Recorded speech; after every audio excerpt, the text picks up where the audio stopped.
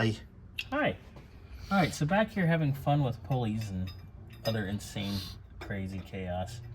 So these two, the idler for the AC, the idler slash tensioner, and the number 3 groove on the crank pulley, they're pretty square to each other. Now, the alternator, which is way back here, is supposed to be square, and it's not.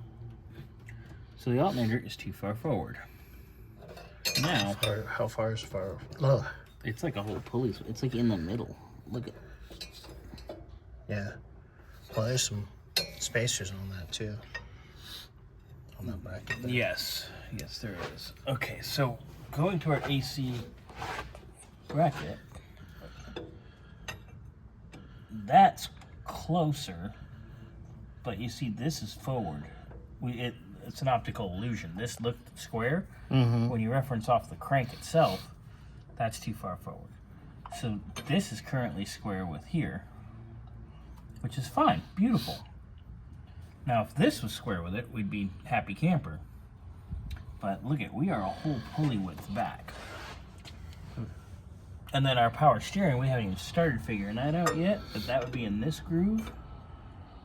And see, that's even a little forward on the compressor side. So our power steering needs to be about right there.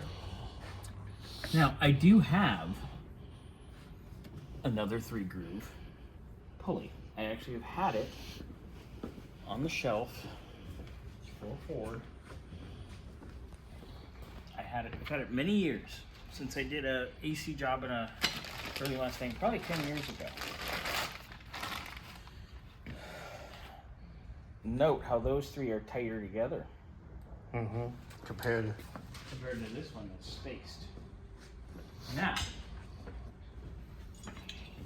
I'm curious to put that one on and see where we're at, because the less we have to fiddle finagle, the better off we're gonna be.